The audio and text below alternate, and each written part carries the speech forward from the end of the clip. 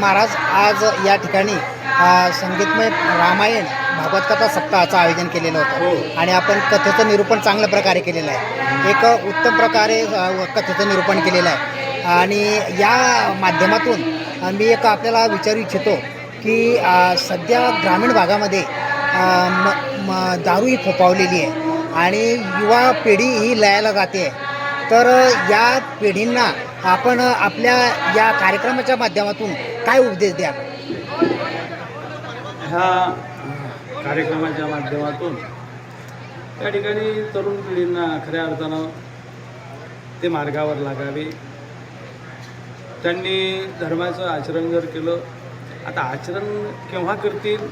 ज्यावेळेस त्यांना धर्माची काही जाण असेल, धर्माबद्दल, आपल्या संस्काराबद्दल, संस्कृतीबद्दल, ह्या देशातील रीती परंपरा रिवाज यांचं जर लहानपणापासूनच जर त्यांना जाणीव नसेल तर त्यांचा पाय घसरल्याशिवाय राहणार. पण त्यांना ही जाणीव करून देण्याचं कर्तव्य जर कोणाचं असेल तर ते आईबापाचं आहे.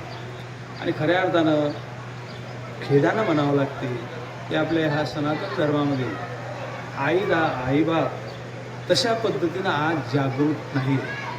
त्या आईबापांचा कल आपल्या मुलांकरता धन, घर, बाकी सर्व सुखाचे भोग कसे प्राप्त होतील याच्याकरता धडपड करण्यात जात असतो.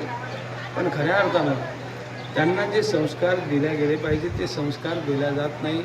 परिणाम बाकीच्या सगळ्या गोष्टी जरी असल्या पण धार्मिकता जर नसेल आणि त्यांच्या ठिकाणी धार्मिक संस्कार नसतील, धर्माची जाण नसेल तर ते वाहवत नक्कीच जाणार आहे. आणि याच्याकरताच आमच्या साधू संतांनी आपल्या धर्मानं, शास्त्रानं अशा पद्धतीचा मार्ग या ठिकाणी सांगितलेला आहे. हे संस्कार गर्भापासून देण्याची पद्धत आपल्या शास्त्रामध्ये आहे. गर्भसंस्काराच्या माध्यमातून प्रल्हादाचं चरित्र शास्त्रात सांगितलं जाते. गर्भसंस्कारामुळेच खऱ्या अर्थानं अभिमन्यू हा चक्रव्यूहामध्ये कसं जायचं ह्या आईच्या पोटात शिकला.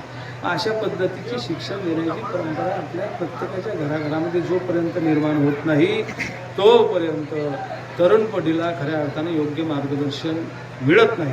म्हणून आईबापांनी सावध होऊन आपल्या मुलांचं संगोपन कसं करावं त्याच्याकरता त्यांनी कथा आणि कीर्तनाच्या माध्यमातून अशा आपल्या जीवनामध्ये बदल घडवणाऱ्या, परिवर्तन घडवणाऱ्या कथा ऐकल्या पाहिजे, श्रवण केल्या पाहिजे. त्यावेळेसच ते योग्य संस्कार देतील.